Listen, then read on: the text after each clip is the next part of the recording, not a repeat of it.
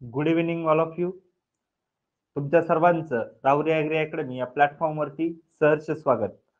काल आपण एक व्हिडिओ अपलोड केला होता आपल्या युट्यूब चॅनलवरती, ज्याच्यामध्ये आपण बघितलं फॉर्म भरायला संधी मिळणार की नाही, ॲग्रीमेंट्स एक्झाम जे आहे ती ऑब्जेक्टिव्ह होणार की डिस्क्रिप्टिव्ह, त्यानंतर बुक्स कोणते वाचायचे आणि 65 दिवसाचं नियोजन कसं करायचं. भरपूर जणांनी तो व्हिडिओ बघितला. तशाच प्रकारे तुम्ही सर्वांनी नियोजन करायचंय आणि अभ्यास चालू केला असेलच आता.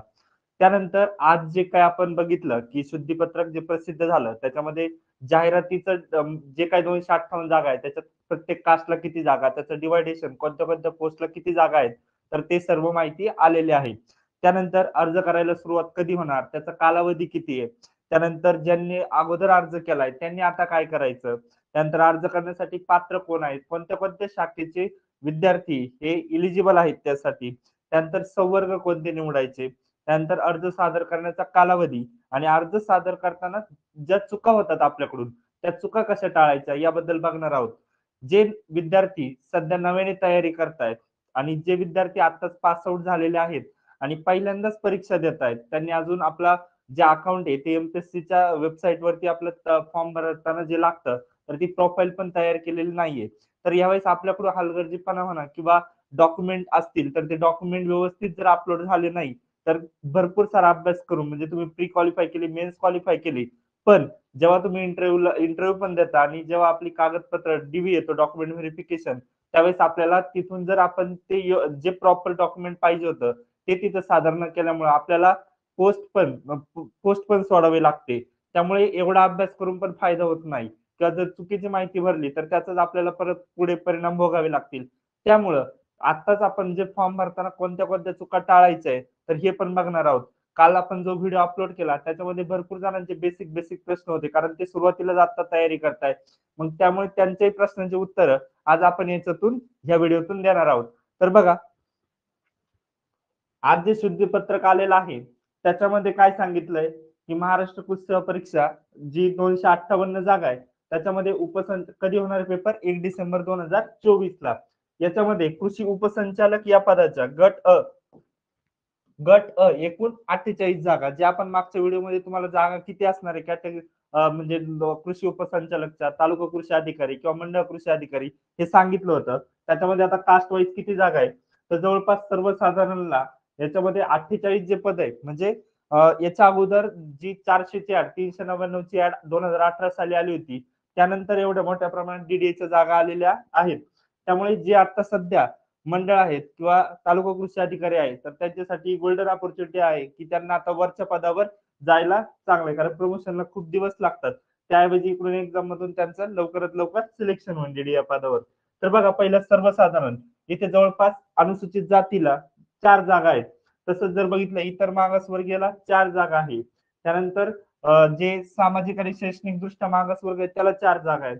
त्यानंतर आर्थिक दृष्ट्या दुर्बल घटक 4 जागा आणि अराखीवसाठी 9 जागा. आणि तसंच महिलांसाठी पण जवळपास 5 अराखीव आहेत. म्हणजे बऱ्यापैकी चांगल्या जागा प्रत्येक गटासाठी आल्या. आतापर्यंत काय होत होतं की एक ओबीसी आणि बाकी कास्ट सोडल्या तर ओपन मध्ये सगळ्या जागा ह्या अराखीव राहत होत्या. पण आता त्याच्यामध्ये पण सामाजिक आणि शैक्षणिक दृष्ट्या मागासवर्ग आणि आर्थिक दृष्ट्या दुर्बल घटक ज्यांनी ईडब्ल्यूएस आणि ते सर्टिफिकेट काढलेत त्यांना त्याचाही लाभ होणार आहे आणि प्लस त्यांना अराखीवचे पण पद मिळणार आहेत. त्यामुळे अशा प्रकारे ही एकूण 48 पद आहेत. त्यानंतर तालुका कृषी अधिकारी, तंत्र अधिकारी गट ब एकूण 53 पद आहेत.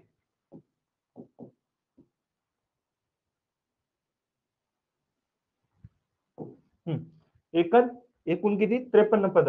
त्यामधले सर्वसाधारण अनुसूचित जातीसाठी जवळपास 5 जागा, अनुसूचित जमातीसाठी 5 जागा, त्यानंतर एनटी डी साठी 4 जागा, इतर मागासवर्गीयसाठी 9 जागा, अशा प्रकारे जवळपास 35. त्याच्यामध्ये आरक्षीव साठी 2 पद. त्यानंतर वुमन साठी बघितलं तर जवळपास इतर मागासवर्गीयसाठी 5 जागा.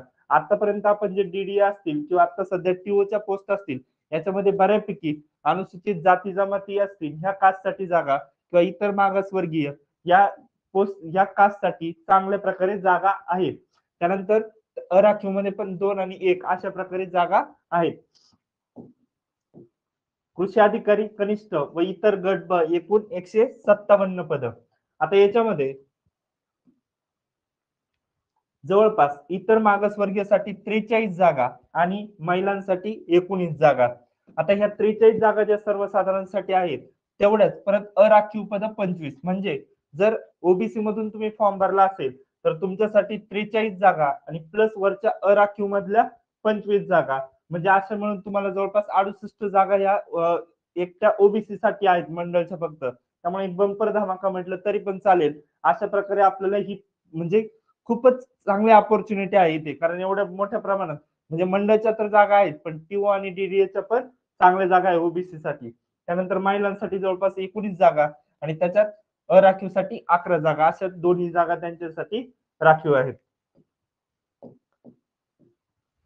आता आपण हे बघितलं की जागा कोणत्या कोणत्या कास्टसाठी राखीव आहेत आणि किती जागा आहेत ते. त्यानंतर पात्रता, आता क्वालिफाय मध्ये वयोमर्यादा पहिलं भरपूर जणांनी कमेंट मध्ये विचारलं होतं की जी आपली वय असणार आहे तर ते किती असणार आहे एज लिमिट. तर कमीत कमी किमान वय हे 19, त्यानंतर अराखीव खुला ओपन साठी 38, बाकी सर्व कास्ट साठी 43 आणि दिव्यांग उमेदवार असेल पीएच तर त्यांच्यासाठी 45. तीनच क्रायटेरिया, 38 ओपन साठी, 43 बाकीच्या कास्ट साठी आणि 45 दिव्यांग उमेदवारांसाठी.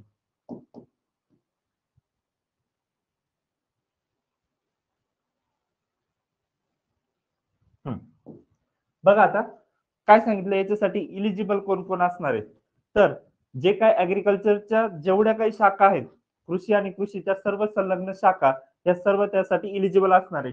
पहिली जेव्हा एक्झाम होतो तेव्हा कृषी, कृषी अभियांत्रिकी किंवा उद्यान विद्या आणि याच्या समतुल्य जे विद्या शाखेतल्या अन्य समतुल्य अर्था एवढेच इलिजिबल होते.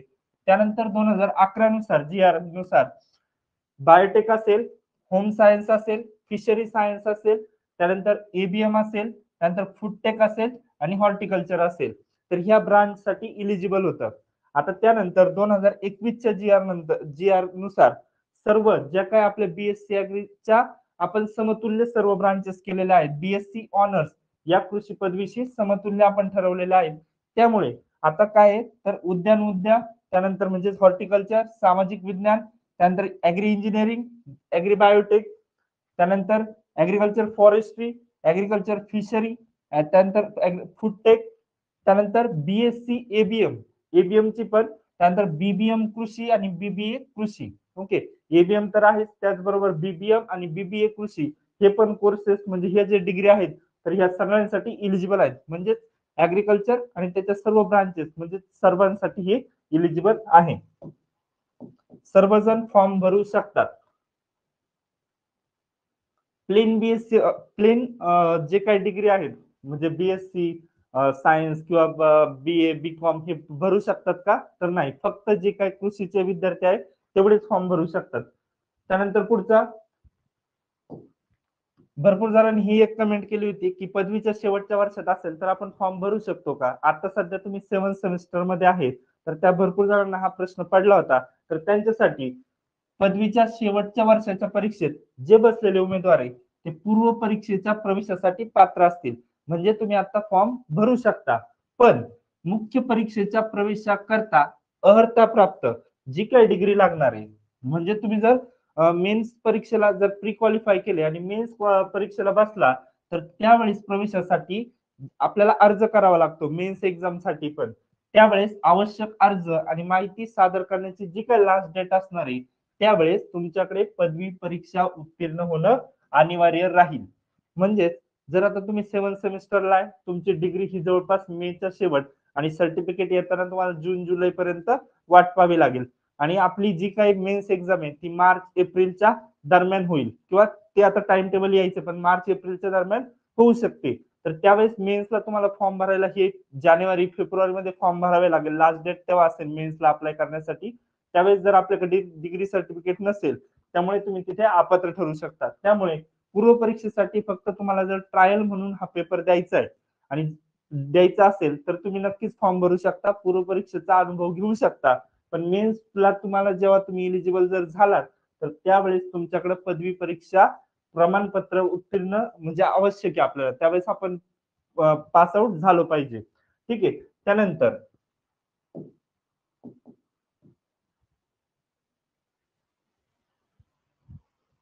आता दोन गट आहे. एक पहिली गोष्ट, ज्यांनी राज्यसेवेमधून आता फॉर्म भरलेला आहे, जानेवारीमध्येच फॉर्म फिल करून ठेवलेला आहे, आणि आता नव्याने ज्यांना फॉर्म भरायचे, हे दोघांसाठी माहिती दिलेली आहे. तर त्याच्यामध्ये महाराष्ट्र नागरिक सेवा पूर्व परीक्षा 2024 करता यापूर्वी ज्यांनी अर्ज सादर केलेला नाही, त्यांसाठी शैक्षणिक अर्हतेनुसार महाराष्ट्र कृषी सेवेकरिता पात्र आहेत अशा उमेदवारांना कृषी सेवा परीक्षेकरता नव्याने अर्ज करण्याची संधी उपलब्ध करून देण्यात येत आहे.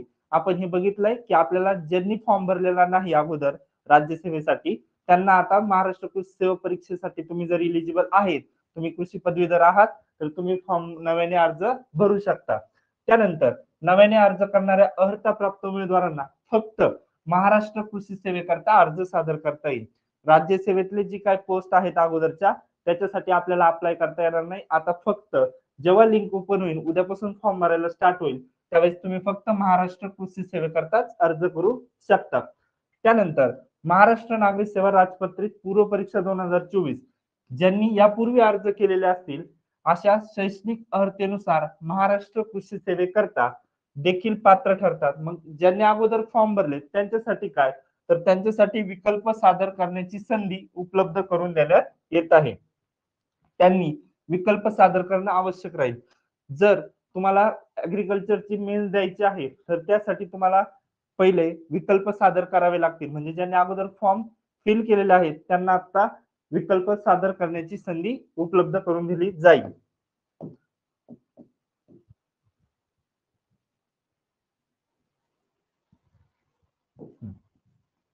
आता पहिलं ज्यांनी फॉर्म भरलेलाच नाही आतापर्यंत, तर त्यांच्यासाठी महाराष्ट्र नागरिक सेवा राजपत्रित पूर्व परीक्षा मधील फक्त कृषी सेवेकरता जे नव्याने अर्ज सादर करणारे अशा उमेदवारांनी ऑनलाईन ऍप्लिकेशन, आता हा ऑनलाईन ऍप्लिकेशनचा जो काय आपला प्लॅटफॉर्म आहे, त्याच्या अगोदर आपल्याला काय करायचंय, ज्यांनी फॉर्म भरलेला नाही अशांसाठी सांगतोय, त्यांनी mpsc-online.government किंवा एमपीएससी लॉग इन जरी केलं, तर तुम्हाला पहिल्या वेबसाईट मधून गेल्यानंतर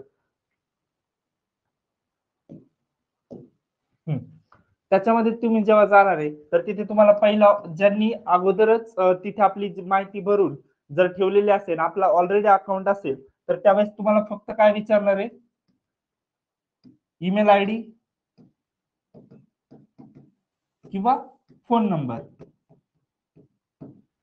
ओके, आणि कॅप्चा टाकून आपलं लॉग इन होईल. पण ज्यांनी आता फॉर्म भरलेला नाही त्यांच्यासाठी सांगतोय, त्यांना काय करावं लागणार आहे, create new account. Create new account त्याच्यानंतर काय करायचंय, क्रिएट न्यू अकाउंट केल्यानंतर तुम्हाला तिथे तुमची इन्फॉर्मेशन भरावी लागणार आहे. म्हणजे तुमचे ऍड्रेस असेल, तुमचं नाव असेल किंवा फादर मदरचं नाव असेल, त्याच्यानंतर तुमचा एज्युकेशनल क्वालिफिकेशन असेल, ह्या सर्व माहिती तुम्हाला टाकावी लागणार आहे, इन्फॉर्मेशन फिल करावी लागणार आहे. 2 स्टेजेस मध्ये जवळपास ती माहिती असणार आहे.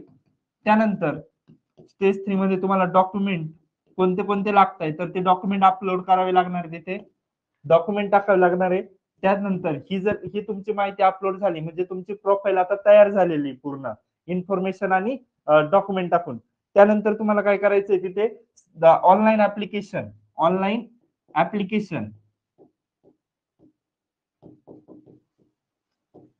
ऑप्शन वर जायचंय आणि तिथे क्लिक करायचंय. त्याच्यानंतर तुम्हाला जाहिरात क्रमांक 14/2023 असं येईल. त्याच्यामध्ये जाऊन काय करायचं, आपल्याला ऑनलाईन ऍप्लिकेशन मध्ये संवर्ग निवडायचे, म्हणजे मंडळ कृषी अधिकारी, तालुका कृषी अधिकारी, कृषी उपसंचालक, त्या तिन्ही ऑप्शनला आपल्याला क्लिक करायचंय.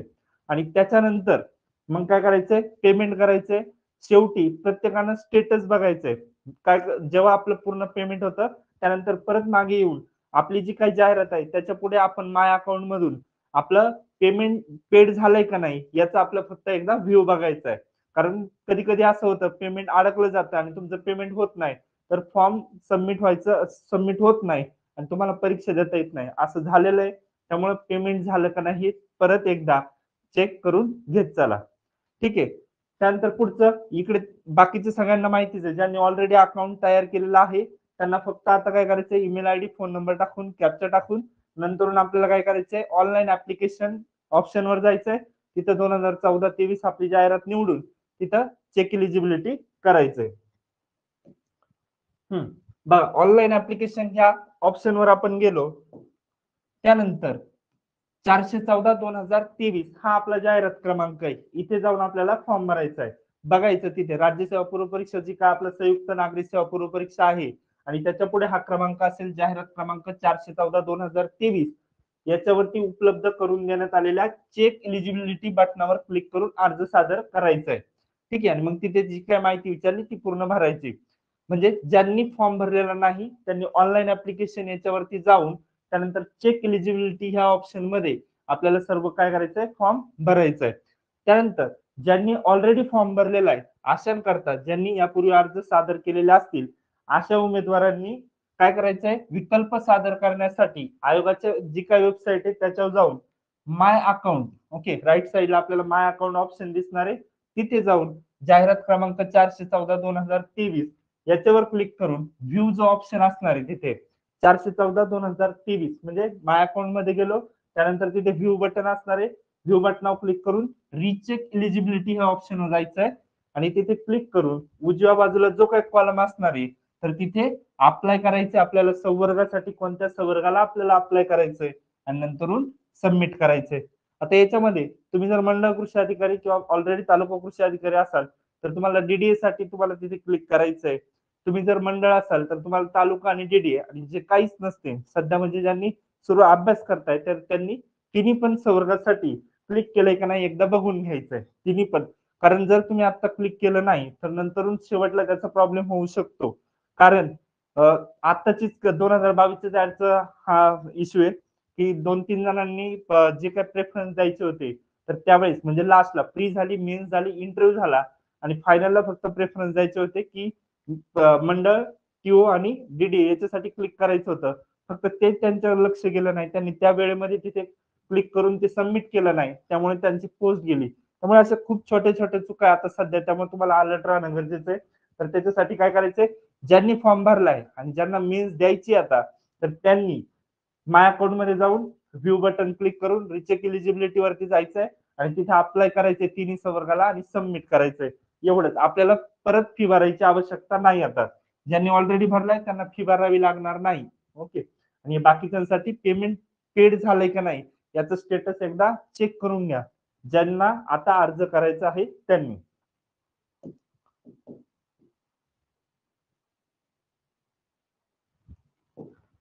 त्यानंतर पुढचं महाराष्ट्र कृषी सेवा परीक्षेसाठी दावा करण्याकरता विकल्प सादर केल्यास संबंधित उमेदवाराचा मूळ अर्जातील सेवेसाठीचा दावा तसेच प्रस्तुत सेवेचा दावा कायम समजण्यात येईल.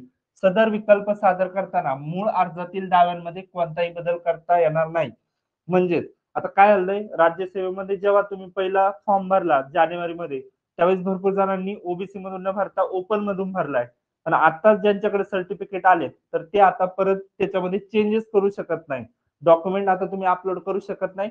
आता ज्यांनी फॉर्म भरला तर राज्यसेवेसाठी आणि ज्यांना आता फक्त कृषी सेवेसाठी परत त्याच्यात फक्त क्लिक करू शकता याच्या पलीकडे आपल्याला मूळ जो काय आपला अर्ज आहे त्याच्यात बदल करता येणार नाही. त्यानंतर महाराष्ट्र कृषी सेवेकरता दावा करण्यासाठी जे काही विकल्प सादर जर तुम्ही केले नाही विहित कालावधीमध्ये म्हणजे आता आपण ज्यांनी फॉर्म भरलेले ऑलरेडी त्यांनी विकल्प सादर केले नाही तर पूर्व परीक्षेकरता यापूर्वी अर्ज सादर करताना निवडलेल्या सेवांसाठीचा दावा अंतिम समजण्यात येईल. सदर दावा बदलण्याची विनंती भरती प्रक्रियेदरम्यान कोणत्याही टप्प्यावर मान्य करता येणार नाही. तेच सांगितलंय जर तुम्ही आता ऍग्रीचे ऑप्शन जे काय आपल्याला सांगितलंय त्यांनी संवर्ग निवडायचे ज्यांनी ऑलरेडी फॉर्म भरलाय त्यांच्यासाठी त्यांनी जर ते विहित कालावधीत भरले नाही तर नंतर तुम्ही असं म्हणू शकत नाही की मी राज्यसेवा दिली मी पण ह्या जागेसाठी इलिजिबल आहे. त्यामुळे आताच काय करायचे आपले ऑप्शन क्लिक करून ठेवायचे ठीक आहे. त्यानंतर पुढचा कालावधी काय काय याच्यासाठी तर अर्ज विकल्प सादर करण्याचा कालावधी आहे दिनांक 27 सप्टेंबर उद्यापासून 2 वाजल्यापासून ते 17 ऑक्टोबर संध्याकाळी 12 वाजेपर्यंत ठीक आहे. उद्यापासून उद्या दुपारी आपण फॉर्म सबमिट करू शकतोय तर 17 ऑक्टोबरला 12 वाजेपर्यंत करायचं आहे. ज्यांनी ऑलरेडी भरलेत किंवा ज्यांना माहिती ते उद्यापासून भरू शकतात पण जे नवीन आहेत फ्रेशर त्यांनी घाई करायची नाहीये त्यांनी 2-3 दिवस जाऊ द्या त्यानंतर तुम्ही बघून घ्या नक्की फॉर्म सगळे तुमच्याकडे डॉक्युमेंट आहेत का त्यानंतर भरा. पण तुम्हाला जर समजत नसेल फॉर्म भरताना तर सिनियर असतील किंवा ओळखीचे ज्यांनी राज्यसेवेचा फॉर्म भरलाय तर त्यांना विचारून घ्या एकदा किंवा त्यांना भरायला लावा. पण फॉर्म भरताना आपल्याकडून कोणतीही चूक होणार नाही याची काळजी घ्यायची. त्यानंतर जर चलनाद्वारे तुम्ही परीक्षा शुल्क भरत असाल तर 21 ऑक्टोबर 2024 पर्यंत भरू शकता. म्हणजेच किती दिवस आहे, जवळपास आपल्याकडे 20-22 दिवस आहे. याच्यामध्ये कुणाचे डॉक्युमेंट काढायचे राहिले असेल तर ते काढून घ्या, लवकरात लवकर काढून घ्या आणि सगळे डॉक्युमेंट आपल्याला जे काही त्यांनी सांगितलेत अर्जामध्ये भरण्यासाठी ते आवश्यक आहे, तिथे आपण खाली ठेवू शकत नाही किंवा दुसरं डॉक्युमेंट अपलोड करू शकत नाही, कारण नंतरून आपल्याला त्याचा प्रॉब्लेम होऊ शकतो. त्यामुळे जी माहिती विचारली ती इन्फॉर्मेशन अॅक्युरेट भरा आणि जे डॉक्युमेंट सांगितले तेच तिथे सबमिट करा.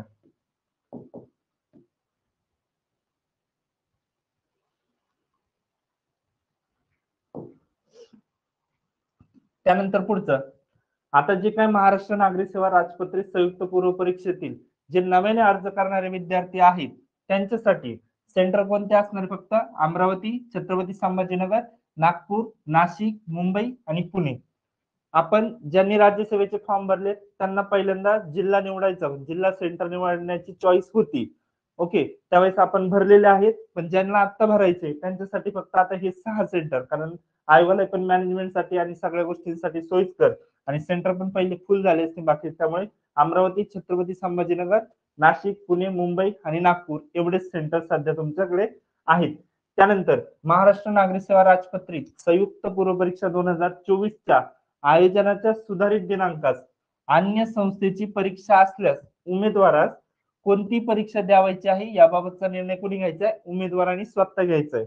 आपण बघितलं मागच्या वेळेस जो काय आयबीपीएसचा एक्झाम आणि राज्यसेवेच्या एक्झाम याचा जो ओव्हरलॅप इश्यू आलता डेटचा, त्यानंतर आता जरी श्वास आला आयबीपीएस, टीसीएस किंवा कोणतीही सेंट्रल लेवलची एक्झाम असली तर त्यावेळेस विद्यार्थ्यांनी स्वतः निर्णय घ्यायचा की तुम्हाला ती एक्झाम द्यायची कशी. आता परत डेट बदलला नाही.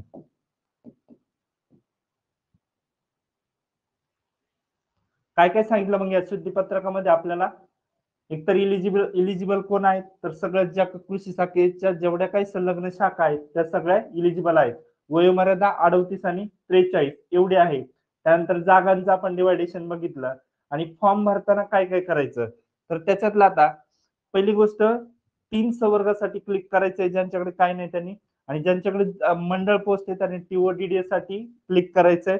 त्यानंतर तुम्ही फॉर्म भरताना पहिलं इन्फॉर्मेशन आपली जी आता नव्याने विद्यार्थी फॉर्म भरणार आहेत म्हणजे ज्यांनी ऑलरेडी अगोदर भरले होते पण आता फक्त त्यांना महाराष्ट्र कृषी राज्यसेवेचा भरला नव्हता पण कृषी सेवेचा भरायचा आहे, त्यांनी एकदा आपली प्रोफाईल अपडेट करून घ्या आणि मग फॉर्म सबमिट करा. आपली इन्फॉर्मेशन बरोबर आहे, एमएससी तुम्ही जर केली असेल किंवा बीएससी नंतर आता तर तिथले डॉक्युमेंट तिथे अपलोड करा, तिथली माहिती एज्युकेशन क्वालिफिकेशन मध्ये भरून घ्या आणि त्यानंतर अप्लाय करा.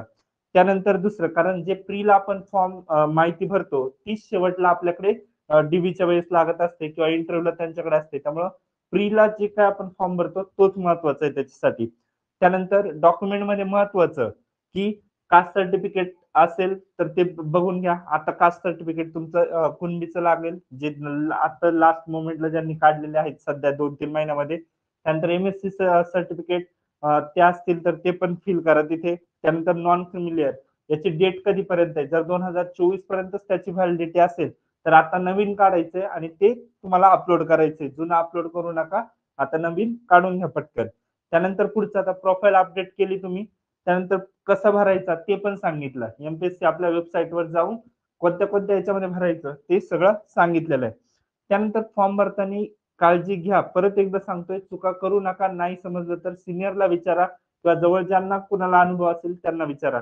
आणि जर तुम्ही कम्प्युटर सेंटरवर फॉर्म भरत असाल तर त्यावेळेस घाईघाईमध्ये चुकून त्यांच्याकडून वेगळं डॉक्युमेंट अपलोड केलं जाऊ शकतं किंवा आपली माहिती तिथं चुकीची जर भरली गेली तर आपल्याला त्याचा प्रॉब्लेम होणार आहे. त्यामुळे फॉर्म भरून झाल्यानंतर ते माहिती तिथे त्यांची फिल झाली इन्फॉर्मेशन की एकदा वाचून घ्या नीट व्यवस्थित, घाई करू नका. आणि त्यानंतर डॉक्युमेंट पण व्यवस्थित जे पाहिजे तेच, 10वीचं आहे तर 10वीचं आहे का, 12वीचं आहे का किंवा कास्ट सर्टिफिकेट भरलंय का, तर हे सगळं तिथं बघून घ्या. आणि पेमेंट शेवटला स्टेटस बघून घ्या नक्की पेड झालंय का नाही. ठीक आहे. त्यानंतर आता पुढचं सर्टिफिकेट, आता काहींचा इश्यू आलता म्हणजे 2-3 इश्यू असे झालेले की एक कृषी सेवकची आपलीच विद्यार्थिनी तिने वुमन रिझर्वेशन जे आहे तर त्याला क्लिक करायचंच राहून गेलं, त्यामुळे तिची पोस्ट गेली. म्हणजे आपले जे नॉर्मल चुका होतात त्याच्यातून आपली पोस्ट जाते, कारण अभ्यास करणं तर चुकत नाही, पण ह्या साध्या सुद्धा आपल्या जे काही चुका होतात तर त्याच्यामुळे पोस्ट जाऊ शकते. तसंच मागाशी तुम्हाला सांगितलं की 2022च्या ऍड मध्ये असंच झालं की शेवटला जे काही प्रेफरन्स भरायचे होते तर ते प्रेफरन्स फक्त भरले नाही आणि बाकी सगळं त्यांनी क्वालिफाय केलं प्री मेन्स इंटरव्ह्यू. तर त्यावेळेस आपल्याला आयोग शेवटी एक्सक्यूज देत नाही. त्यामुळे आपण तयार राहायचं, आपल्याला जी काय माहिती विचारली ती नीट भरायची. त्यानंतर पुढचं जे काय आपण आता आधीचं लेक्चर घेतलंय ते नियोजन कसं करायचं 65 दिवसाचं काय, किंवा तुम्ही तुमचं प्रकारे जसा अभ्यास चाललाय तसं चालू राहू द्या. आपल्याला सगळ्यांचं टार्गेट एकच असलं पाहिजे, प्री क्वालिफाय व्हायचंय. त्यानंतर पुढचं आहे ऑब्जेक्टिव्ह सरावासाठी आपण टेलिग्राम चॅनल वरती 1 ऑक्टोबरच्या आसपास दररोजचे 4-5 ऑब्जेक्टिव्ह तुम्हाला टाकत जाऊ. तर त्यासाठी आपला Rahuri agri academy telegram channel join करून ठेवा. आणि त्यानंतर जे काही आपले करंटचा व्हिडिओ थोडंफार तुम्हाला आपण नक्कीच देऊ, त्याच्याविषयी लेक्चर घेतलं जाईल. तर त्यासाठी आपला टेलिग्राम चॅनल आणि जो काही Rahuri agri academy youtube channel आहे तो जॉईन करून ठेवा. त्यानंतर पुढचा परत एकदा सांगतोय की जे काय तुम्ही फॉर्म भरणार आहात तो नक्की नीट भरून घ्या, तपासून घ्या, चेक करून पेमेंट झाले का नाही बघून घ्या आणि सर्व फॉर्म व्यवस्थितपणे फिल करा. त्यानंतर पुढचं तुमच्यासाठी ऑब्जेक्टिव्हचं सांगितलं, ऑब्जेक्टिव्ह आपण तिथे घेऊया टेलिग्राम चॅनल वरती. तर त्यावेळेस नक्कीच तुम्ही टेलिग्राम चॅनल जॉईन करून ठेवा आणि त्याची लिंक टेलिग्राम चॅनलची आहे तर ती आपली डिस्क्रिप्शन मध्ये दिलेली आहे. ठीक आहे. आणि आणखी एक प्रश्न होता कालच्या व्हिडिओमध्ये की वायसीएम वाले फॉर्म भरू शकतात का?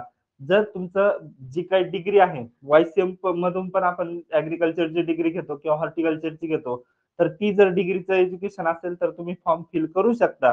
पण जे ऍग्री डिप्लोमा आहे तर ते फॉर्म भरू शकत नाही. आपल्याला पदवी प्राप्त असणं आवश्यक आहे कृषी शाखेतून. मग ती वायसीएम मधून असेल किंवा आपण विद्यापीठातून इकडून घेतलेली असेल तरी पण चालेल. फक्त डिग्री पदवी असणं आवश्यक आहे, डिप्लोमा चालत नाही. त्यानंतर पुढचा बऱ्यापैकी सगळे प्रश्न कव्हर झालेले आहेत तुमचे. काही इश्यू असेल तर नक्कीच कॉन्टॅक्ट करू शकता. त्यानंतर thank you so much and wish you all the best.